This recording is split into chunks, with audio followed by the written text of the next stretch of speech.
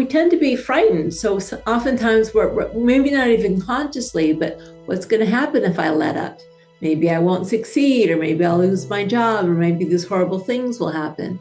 So when we're coming from a place of fear, it's harder to show up for ourselves, even though ironically, if we do, we feel safer. It's like we abandon ourselves because we're too afraid to pay attention. And yet when we abandon ourselves, we actually become more frightened. But if we say, hey, this is really hard, maybe I'm feeling exhausted, either I need to take a break, or maybe draw some boundaries, or, maybe I need to really make a change in my life because this isn't working for me. But ultimately, those actually do make us feel safer and more secure, but we don't really know that. Again, because remember, it's not totally natural. Evolution designed us to basically freak out or ignore it when a problem arises. Whereas with our friends and loved ones, it kind of designed us to be more helpful and supportive. So what we need to do is actually, it's not difficult, but it takes a little practice to remember, is we need to start treating ourselves like a friend. You can even ask yourself, what would I say to a friend right now? How would I show up for a friend? And that gives you the template. You know what to say, you know how to show up. You just have to give yourself permission to be that way with yourself. And then once you start seeing the positive impacts, then you stop being so suspicious of it. And then it comes more easily.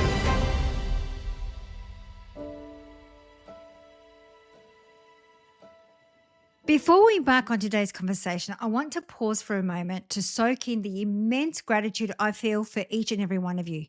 Week after week, you show up here, lending your hearts, your curiosity, and your presence in this space. What a gift it is to share this journey with you. When I first began these conversations, I had no idea what they would grow into. A tapestry of connection woven together by your stories, your messages, and your reflections. This community is more beautiful than I could have dreamt, and it's all because of you. Every note you've sent, every story you've shared about how these conversations have landed in your life fills me with profound sense of joy and purpose.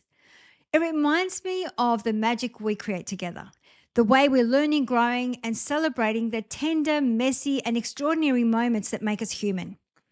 So as we look ahead to 2025, I am so thrilled to share that there are even more luminous conversations, soul-stirring guests, and transformative stories waiting for us. Together, we'll continue to dive deep, ask meaningful questions, and discover new ways of being. If this space has touched your life, if you've even found a slither of inspiration, I would love for you to join our growing circle by hitting the subscribe button. It's such a simple act, but it allows us to expand this beautiful community and welcome others into the warmth we've created together. And now, my friends, let's take a deep breath and step into today's conversation, a moment of connection and discovery that I hope will leave your heart fuller than when you arrived. Thank you. Why is it so easy to offer kindness to others, yet so hard to extend the same compassion to ourselves? In this tender and transformative conversation, I sit down with the incredible Dr. Kristin Neff, the world's leading researcher on self-compassion, to explore the profound power of treating ourselves with care. Together, we unpack the myths that keep us trapped in cycles of self-criticism, the evolutionary roots of our inner harness, and the life-changing practice of embracing self-kindness.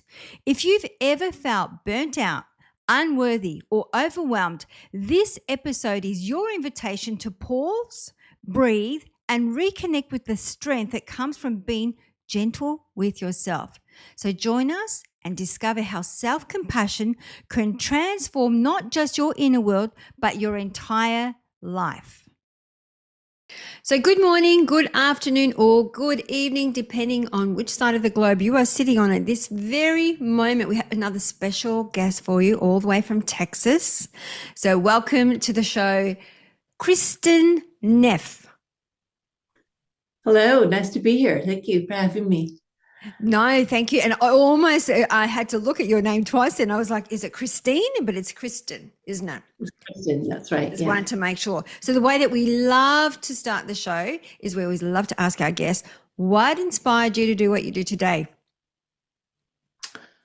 Well, so I research and I teach self-compassion, and the reason when I got inspired was actually my last year of graduate school, and I was getting my PhD, and I was under so much stress because I didn't know, like, if I got my PhD, first of all, would I get it, and then when I get a job, if I got it, and then I also had a lot going on in my personal life.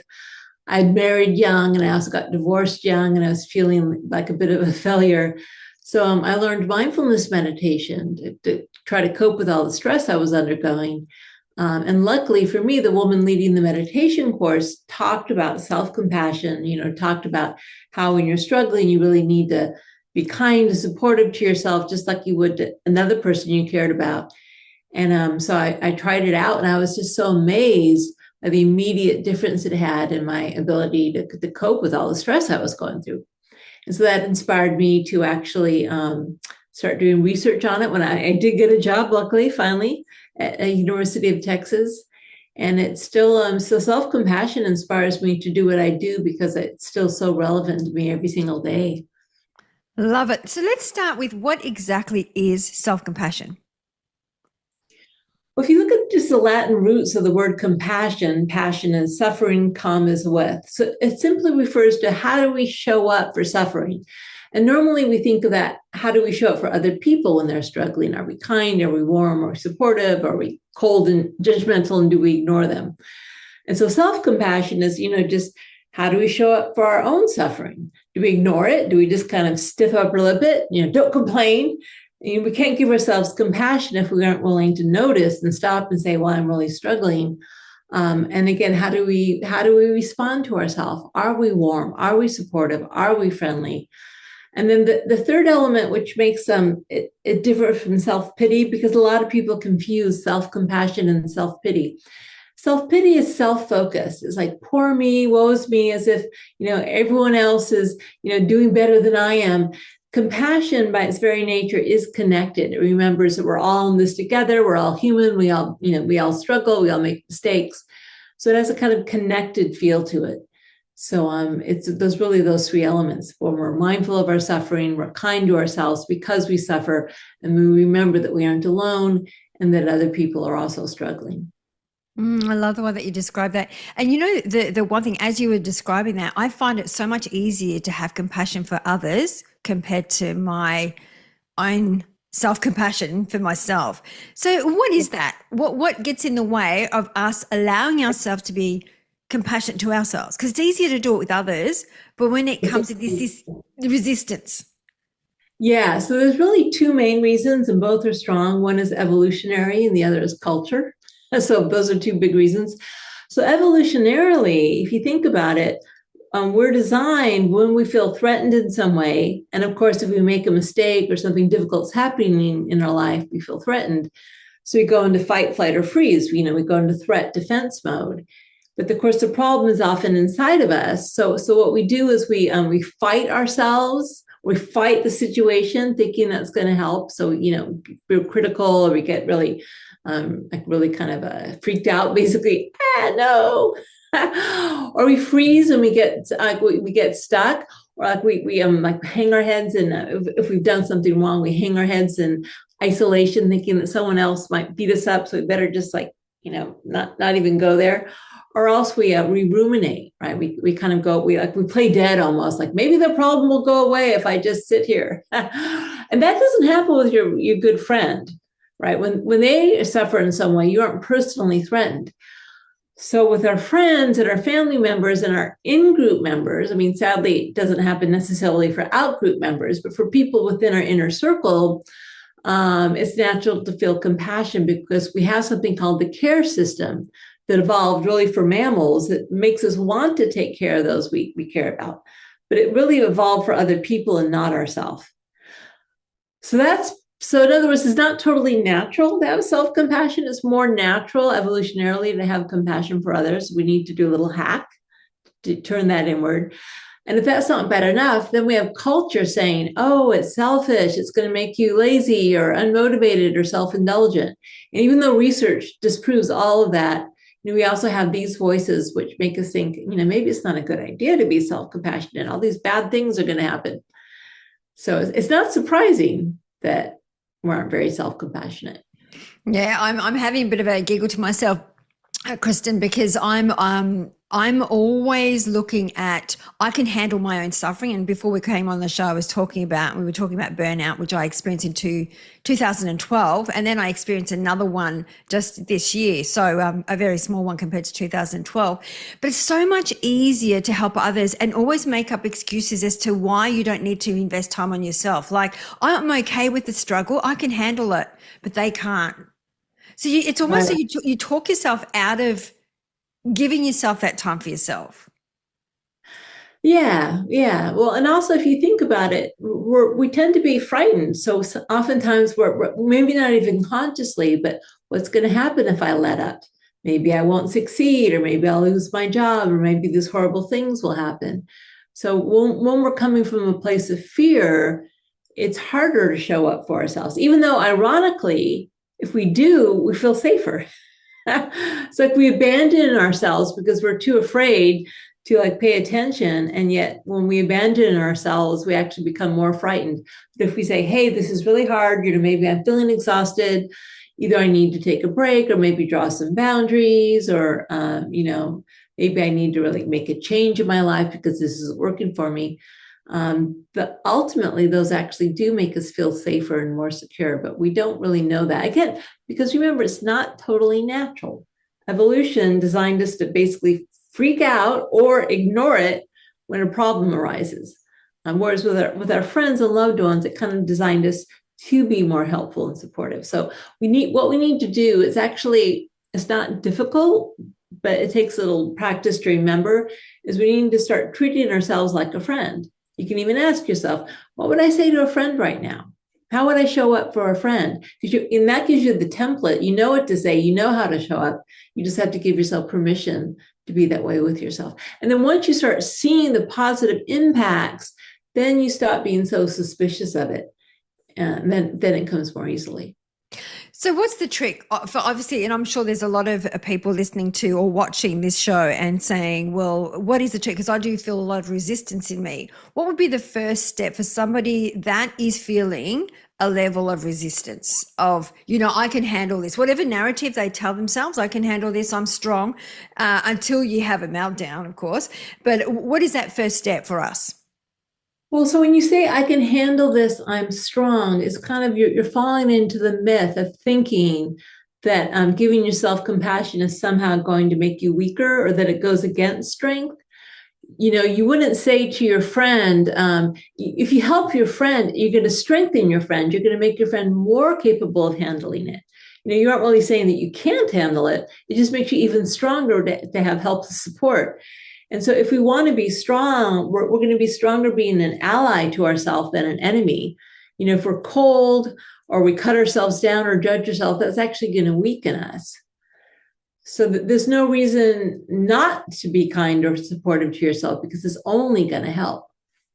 Yeah. And do you see that there's a difference between whether you're a woman or a man, or do you see, like, through all your research, do you see that women tend to resist self-compassion more than, let's say, a man, or vice versa, or anything like that? Do you see any difference? Yeah, Sorry. Yeah, I've done research on this. It seems to be it's not biological sex. It's basically gender role orientation, the way you are socialized. It seems to explain the difference. But women are a little less self-compassionate than men for a couple of reasons.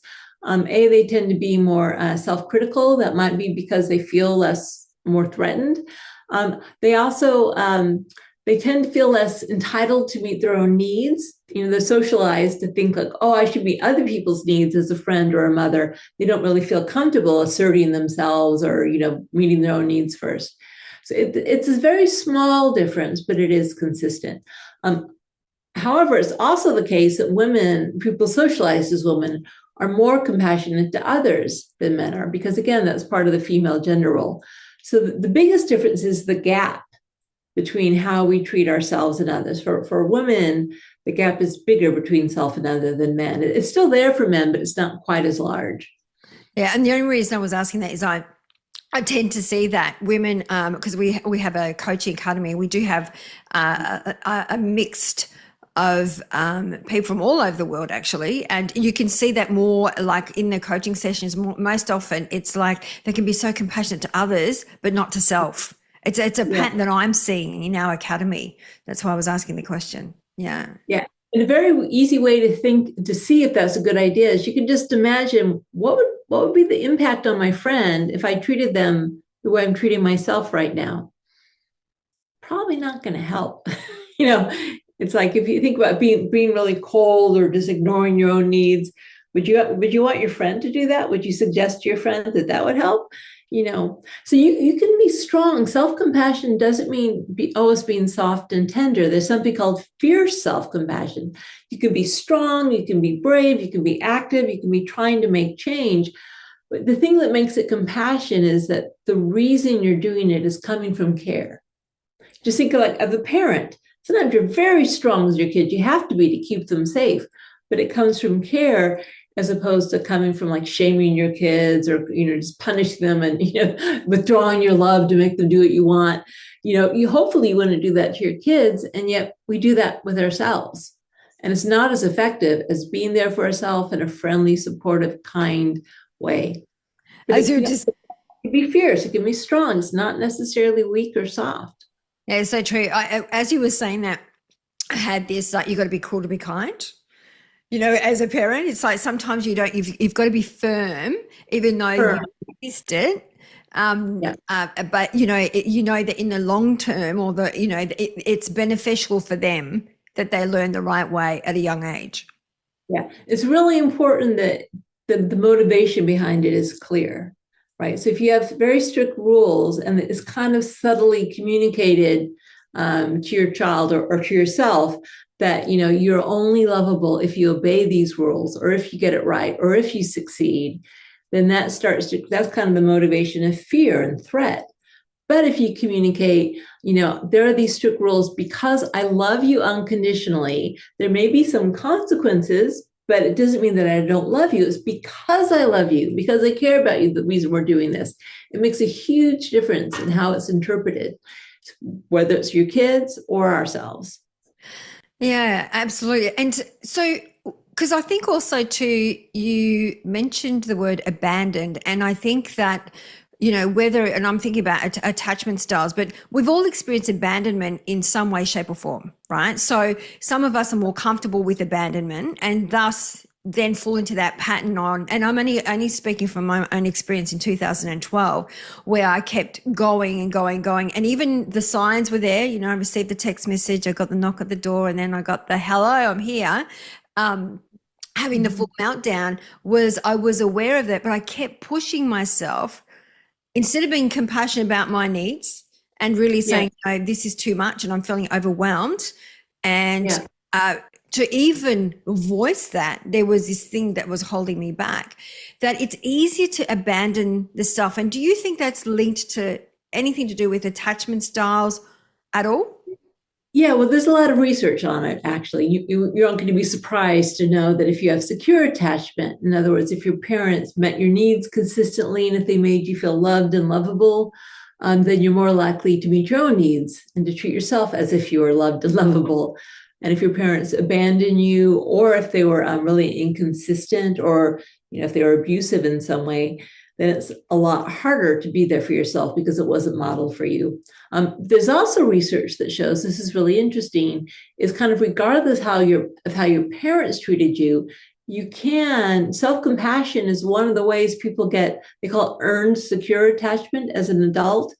In other words, you learn how to meet your needs. You learn how to treat yourself as unconditionally worthy.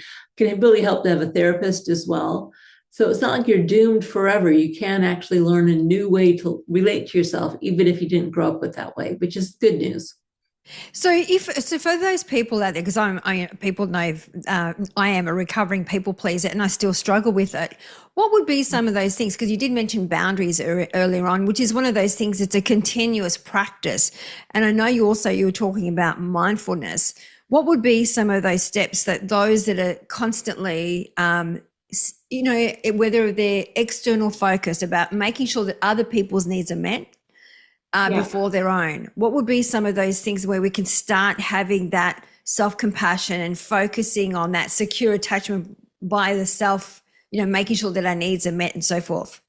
Yeah, well, so what the easiest, and maybe not the easiest, but a good place to start is trying to figure out, why is it that you aren't drawing boundaries or that you're a people pleaser? Because there are different reasons. Some people, their sense of self-worth comes from the approval of others, and that's very common.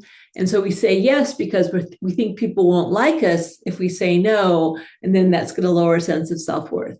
So that might be one reason. Other reasons may be that we don't feel that we're worthy of getting our needs met. It's kind of slightly different. Some of it is just fear of being impolite. Some of it is kind of gender role socialization or culture. So really start. So when I teach a fierce self-compassion workshop where we talk about drawing boundaries, and really the first step is to figure out, well, why is it challenging for you? It's challenging for everyone, but the reasons are different. And then you can start to use self-compassion to address the blockage. So for instance, if you think, I'm not worthy of getting my needs met, you can tell yourself, well, actually, I'm not going to be able to care for others if I don't meet my needs. And it's like, yes, my needs aren't more important than those of others, but they're as important. And in fact, everyone has to get their needs met in order for this thing to work. Research shows that self-compassionate people, they're more likely to compromise. They don't just say, screw you, but they don't say, screw me either. They say, how can we meet everyone's needs?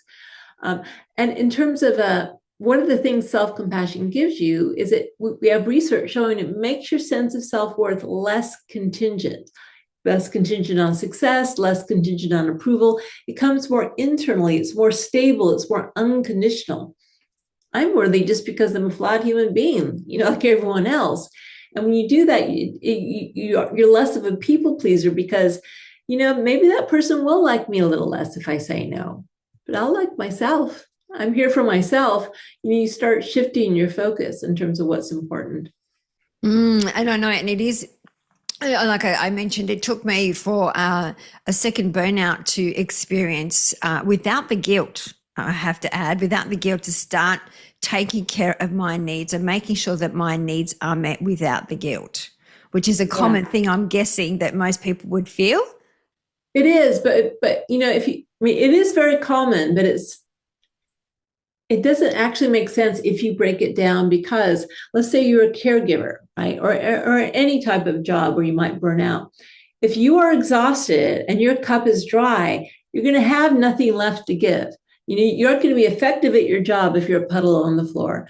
As a caregiver, it's even actually more extreme, because the way the brain works is we have mirror neurons where we're always resonating with others' emotions.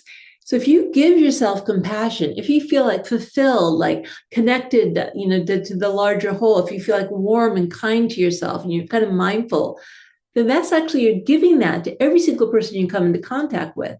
But if you're like tired or exhausted or really mean to yourself, then you're actually subtly, unconsciously, other people are resonating with that. So what we cultivate inside is totally interacts with our interactions on the outside. And so it doesn't make sense to say, I'm going to, treat myself poorly, or I'm going to ignore my own needs and just meet others' needs, because, it has to flow inward and outward in order for the whole system to work and to keep on working.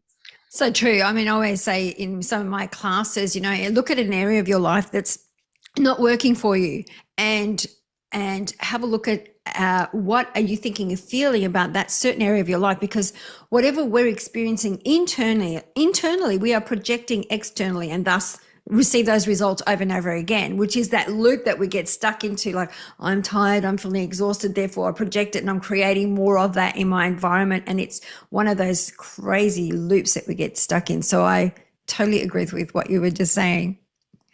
Yeah. One thing that came to mind as well as you were speaking that bubbled up, it's in the giving that we receive. What are your thoughts about that?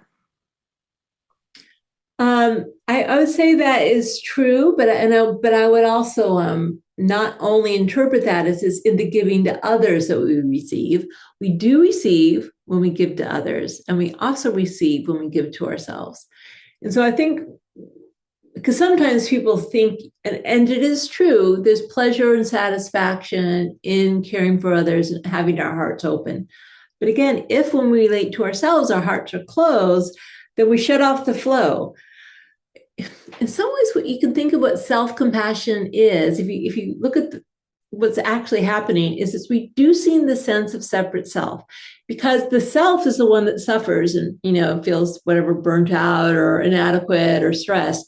What we're doing when we give ourselves compassion is we're moving away from that sense of self who suffers, and we're moving into the part of ourselves that's compassionate. And when we do that, we're actually less self-focused. Our sense of self is not so strong.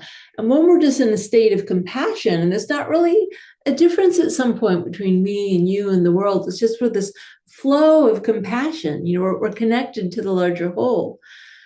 So in some ways, what's happening is we're just breaking down these barriers between us and the world. When we are shaming ourselves or really critical or ignoring ourselves, there's like this brick wall between us and the rest of the world. But when we're compassionate, that wall goes away, and we're just in the flow of this kind of larger compassionate presence. So That makes it's not sense.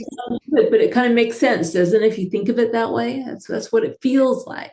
Yeah, when you were explaining that, it felt like when you were speaking from the heart, and the passion comes from the heart. And when we come from the heart, it's open, it's accepting, it's expansive. So I do agree with that. It almost like melts away any of those Yes. those The barriers, yeah. yeah. But it doesn't mean that like you give yourself away, but you just include yourself in the circle of compassion. Normally, we separate ourselves out. We kind of exclude ourselves from the circle of compassion, which it actually makes it harder to be compassionate when we do that. Yeah. Yeah, it makes sense. So I'd love to really unpack a little bit about burnout, because I know we were talking about it before you came on the show. I know you speak about it. You also have a book about it, or you've got 4 books actually from memory. But I would love to, 5 books now. You're on 5th book now. He's coming out. That's amazing. Burnout, yeah, it just came out. Yeah, it's Came crazy. out. So I'd love to really unpack a little bit about that, because it's one of those words that get thrown around, and and everyone experiences it in a very different way. So I'd love to really unpack what exactly is burnout. How do we get to that point? Yeah, and also feel free to jump in with your experience. But there's different definitions of it. If you go with Christine Maslach's definition, there are 3 key elements. One is exhaustion, which is the way we normally use the word. We just feel exhausted. We have no energy. We feel overwhelmed. So usually there's some sort of chronic stressor or busyness in our life. We can't meet the demands of the stress or meet the demands of our work. Or sometimes we can burn out in caregiving situations. So we just become depleted and exhausted, and it can lead to like having difficulty getting out of bed. It can be really extreme. But there are 2 other elements. One is a feeling of, it's called depersonalization, which basically just means you don't care as much. So if in terms of caring for other people, or if you're a caregiver, or maybe caring about your job, because the more you care, often the more you strive to get things done, and that caring in a way can kind of backfire on you, because you really want to get it done, or you really want to do this for the other person, and then you just push yourself too far. So what happens is we just kind of shut down. We go a little numb to kind of reduce the care, and therefore to reduce the stress we place on ourselves. And then the third element is feelings of incompetence, or we just, because we blame ourselves, we think we should be able to get things done and we can't, so we blame ourselves, so we feel just kind of useless and incompetent. So those 3 elements usually are all there in burnout, especially clinical burnout. There's over 200 studies actually that shows that self-compassion unpacks burnout. And it's kind of, if you think about it, it makes sense. Exhaustion.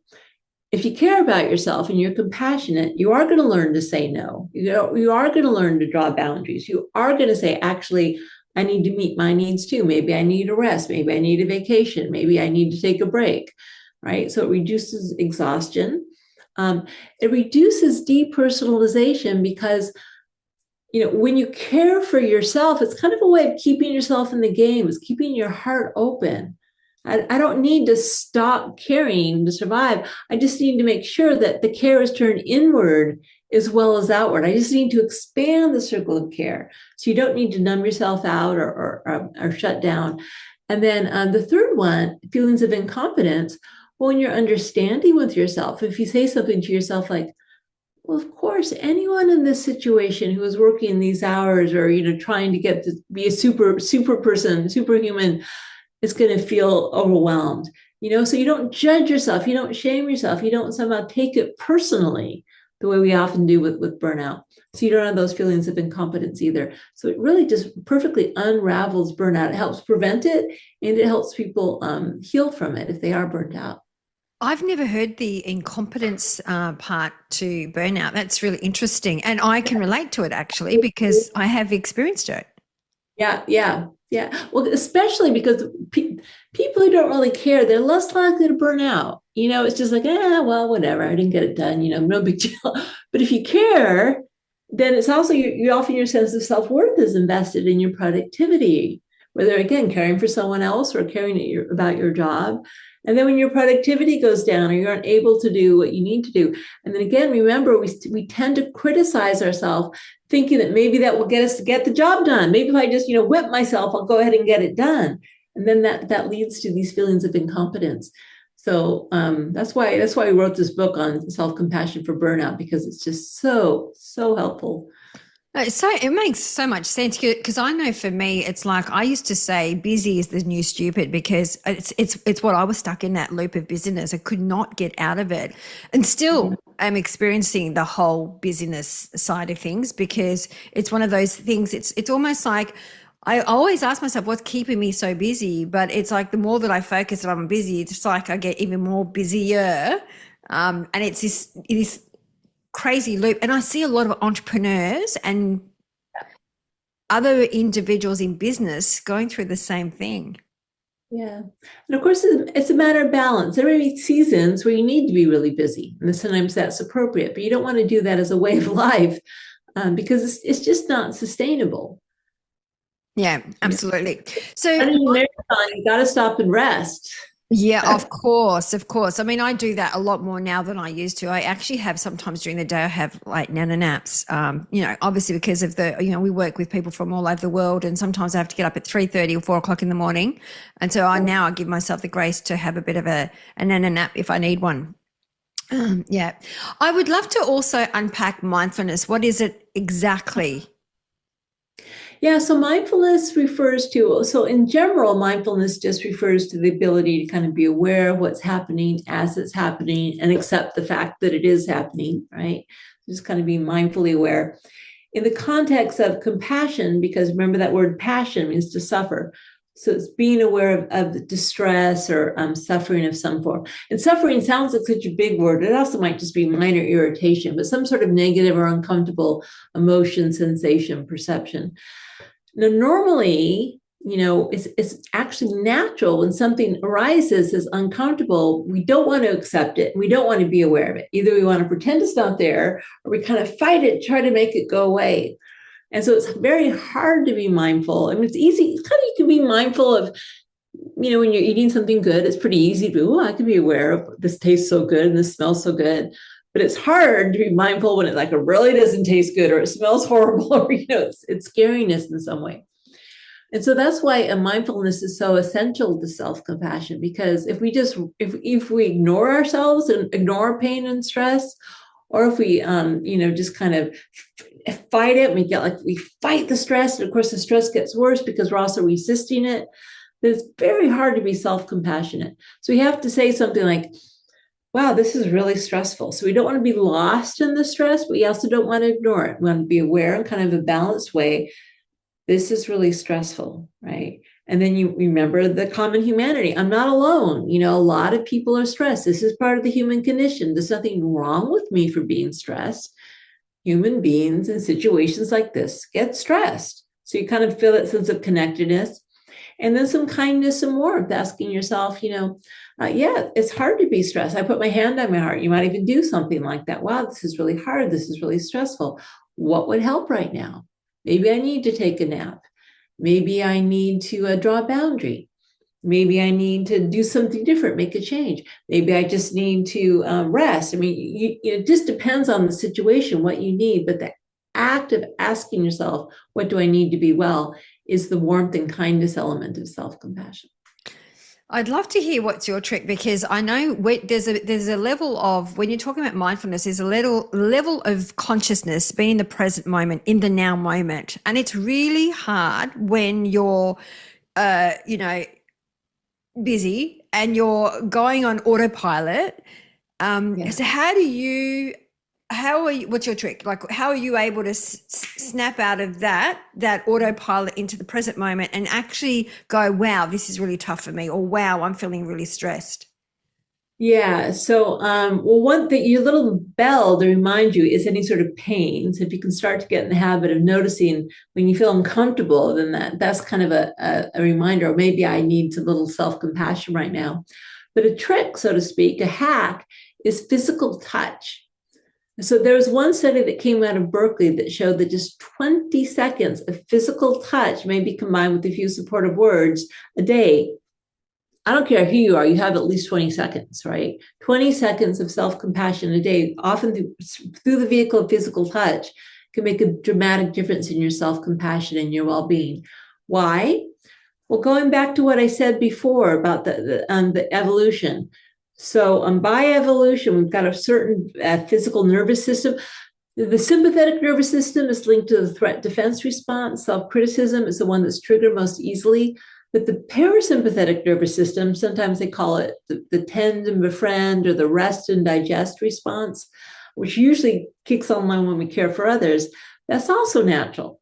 So when you put this research showing that when you put your own hands on your heart, the body responds the same way in terms of, for instance, lowering cortisol, as if someone were to put their hand on your shoulder.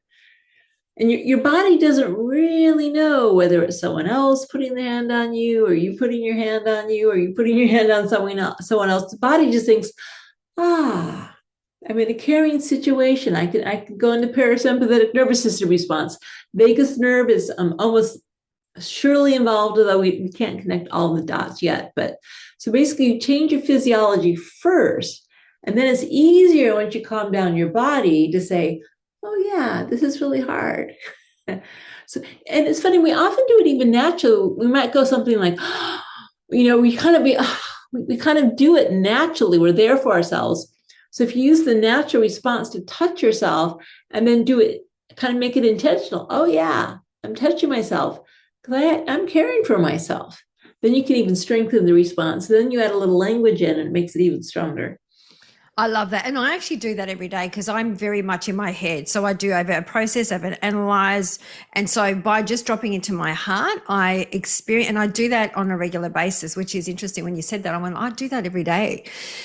I was wondering, is there a link with self-esteem and self-compassion? Yeah. So actually, when I first tried to introduce the construct of self-compassion over 20 years ago, my first paper was titled Self-Compassion, a Healthier Alternative to Self-Esteem. Because self-esteem used to be the way we think of, good mental health. So what self-esteem is basically a judgment or an evaluation of worth. I'm a good person or I'm a bad person. And it's better to think you're a good person than a bad person for your well-being. The problem is, why do you think you're a good person? Do I think I'm a good person because of the number of Instagram followers I have, or because people like me, or because I'm a success? Well, what happens when I lose followers, when people don't like me, or when I fail, right? Then your self-esteem goes out the window.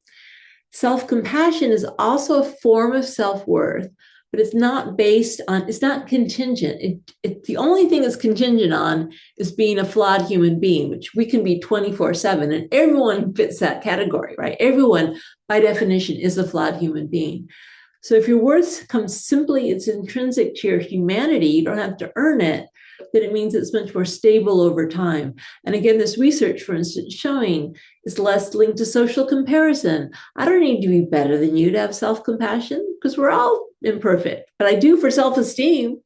It's linked to our sense of self-worth is more stable. When we fail, instead of taking it personally, we're able to say, oh, okay, it doesn't mean I'm a failure. I failed. What can I learn from this failure? How can I do something different next time? It just works a lot more efficiently at the end of the day. because we don't take things so personally. That's interesting. And thank you for sharing that. I'm also thinking too, which I've seen in some situations, especially in coaching, where there's a lot of external validation for whether I'm worthy or not. And a lot of those, I mean, all of those kind of behaviors, these psychological archetypes, I call them, is they're unconscious anyway. So so I'd love to hear more about that seeking external validation, because if you're always seeking external validation, then how is that going to, I'm looking at, it's almost like a block, isn't it, to get to the self-compassion? Yeah, well, I like sometimes I like to joke, you're looking for love in the wrong place. Our Dick Schwartz has a great book, you are the one you've been waiting for, in the sense that we're often wanting to get that sense of acceptance, that sense of care, of love, of compassion, of feeling like we're part of a larger whole. We're often trying to get that from other people, from success or in a romantic relationship. But really, all those things lie within. You might be in a good relationship. You might be like top tennis player. And still, if you think you aren't good enough, or, then you can still be blocked from feeling worthy and lovable. So you got to start inside. When we treat ourselves as someone who's worthy and lovable, if we know that, the source of care and compassion is really inward, not outward, then that gives us this kind of this real sense of strength and stability. It doesn't mean we don't need other people, but we don't need them the same way. We don't need other people to feed our egos. We just need them because, we want companionship. And when we stop using others that way, or using our success that way, ironically, it allows us to do things better, because it kind of frees us up. We take our ego out of the equation, and then we're more able to just kind of be authentic, do what makes us happy. We can, focus more on it. We can be more authentic in relationships. There's a lot of data, for instance, that shows people who are self-compassionate make better relationship partners. You aren't using your partner to meet your needs or to validate you. You're just be there for your partner because you like them. You think they're cool and you want to share your life with them. And then that takes the pressure off other people, and it also leads to more intimacy also. Yeah, I could see there's a massive link between self-love and self-compassion. Yeah, so there's a lot of overlap. They aren't exactly the same. The reason I don't use the term self-love is it's just a little less precise. I mean, you might say a narcissist has a lot of self-love, but it kind of depends how you define it, but it's an imprecise term. The thing that's kind of lacking the most for me is it doesn't include other people. So self-compassion, one of the core components, is a sense of common humanity or connectedness.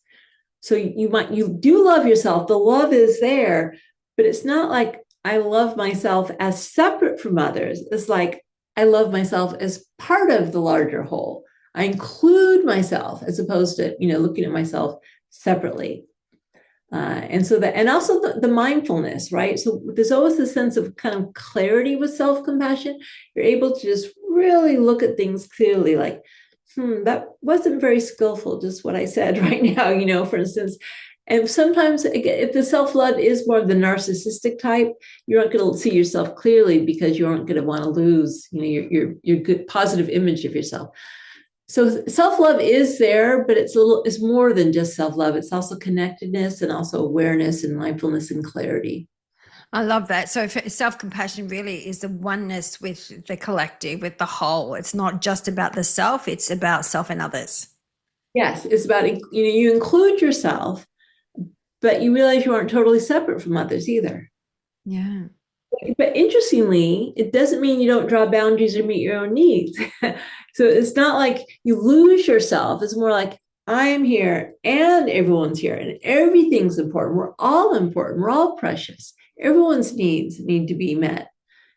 And if there's a situation where maybe my son needs something, maybe sometimes I do have to sacrifice my own needs, but sometimes maybe not. It's just really kind of including yourself in the equation in a respectful and way in which you value everybody, including yourself. That's a practice again in itself, because I can see I can have boundaries with certain people, and then some others I'm not really good with boundaries, especially when it comes to my son. So I know that I can be firm with others, but not always. Well, actually never really with my son. But sometimes that's appropriate, sometimes it's not, right? So, like my son has autism and he's got special needs. So sometimes, that's part of being a parent is you do put your child first, but not always. And you kind of figure, well, where can I meet my needs while meeting the needs of my son? And especially if you don't, like if you start going down the path of my self-worth comes from being the best mother who just gives herself away and exhausts herself, that's not helping my son or helping me. So it's really just a matter of finding that balance. Yeah, absolutely. So true. I'd love to see if there's anything else that you would like to express or share with our audience in regards to self-compassion before we go to our three shiny golden nuggets. And the other word that came to mind was self-kindness. Yes, that's the warmth, that's the love. Yeah. That's the friendliness, the support, the encouragement.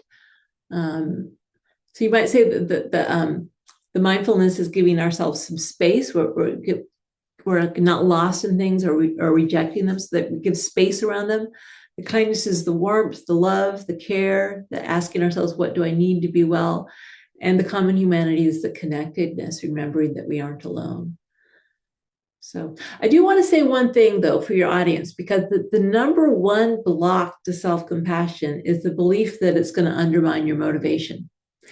And that's because self-criticism does kind of work as a motivator. Many people have used it maybe their whole lives to get them through, grad school or whatever.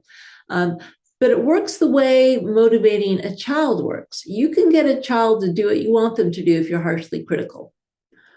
But so it kind of works, like it kind of works with ourselves, but it has all these unintended consequences. So for instance, we're very self-critical, we create performance anxiety. Just as you're really critical of your child, you're going to create anxiety, which is actually going to interfere with the ability to perform at your best. It also creates fear of failure, right? Because if you're really hard with yourself, you may not take the risk that you would otherwise if you know that if I fail, doesn't mean that I'm a failure. This is how we learn. And so this is really the key to what, but there's a lot of research that shows that it's a more effective motivator than self-criticism because it allows you to take learning risks and it allows you to learn from failure when it does happen. And also then just to pick yourself up and try again. Just like one example, I actually trained top-level college athletes in self-compassion. So if they made a mistake in their training routine, we told them to think about being a really good, encouraging, supportive coach who gave you very clear feedback. It's not compassionate to not see where you've gone wrong or make mistakes. So you have good feedback, but the feedback is constructive, not like shaming and belittling. And we found it improved their athletic performance, and the coaches agreed. So, and there's work with leaders that way as well. So don't fall into the trap of thinking you need to be self-critical to motivate yourself. It's actually more effective to be like a good, encouraging coach because good feedback to yourself. You're going to go farther if you do that. I love that. And it's interesting because we do that at when we talk about psychological archetypes, the inner critic is one that pops up all the time. But some individuals use the inner critic to perform at their best, like you were saying, so that it helps them, it pushes them, it motivates them, it drives them. Because when we really unpack, well, what's the purpose of the inner critic? It's interesting what comes out of their session. Yeah, well, it does. Again, it does work, and most people use it that way. But what's the quality? You don't have to be cold.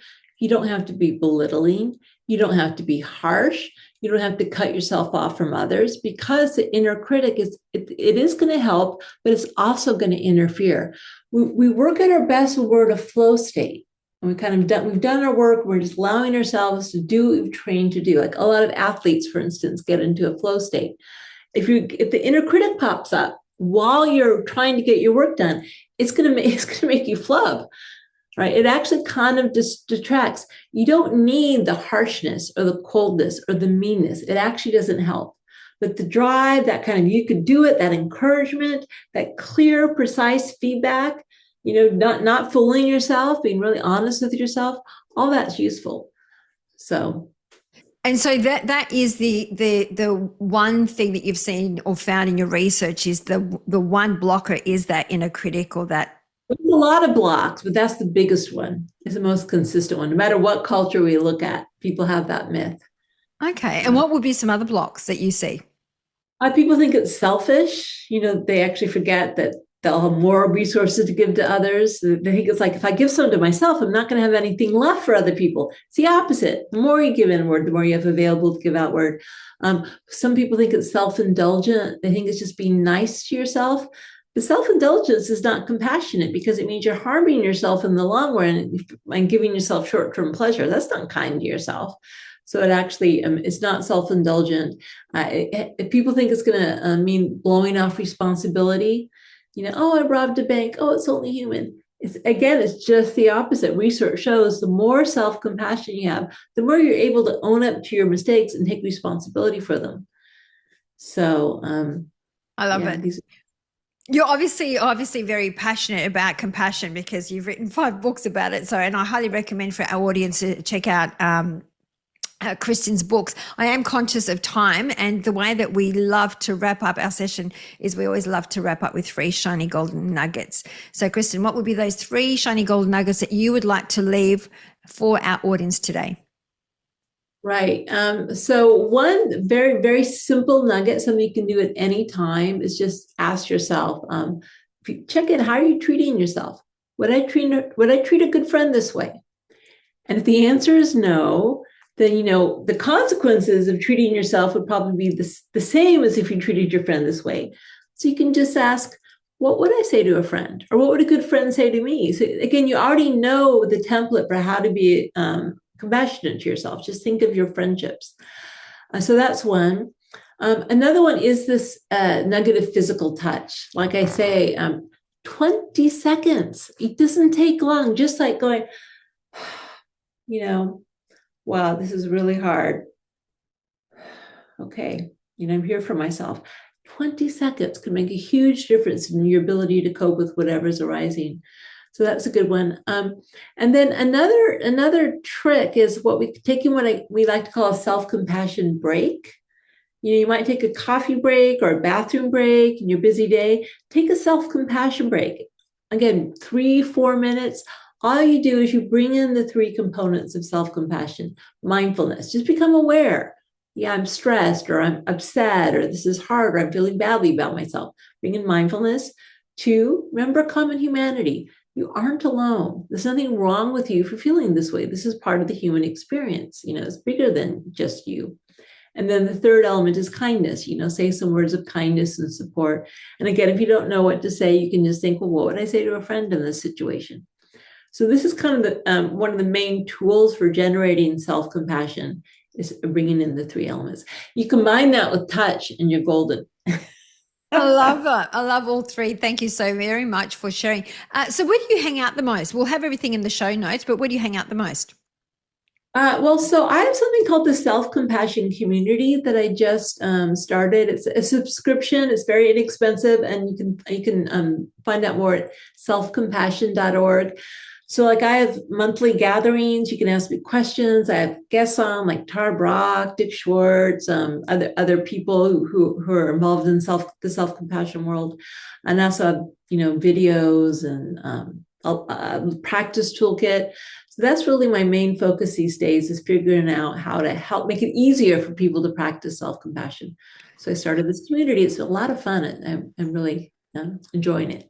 I love it. That's awesome. So we'll have those links available for our audience. I just want to say thank you so much for coming on the show. Thank you for sharing your wealth of wisdom and your time and your energy. Thank you. It's been my pleasure.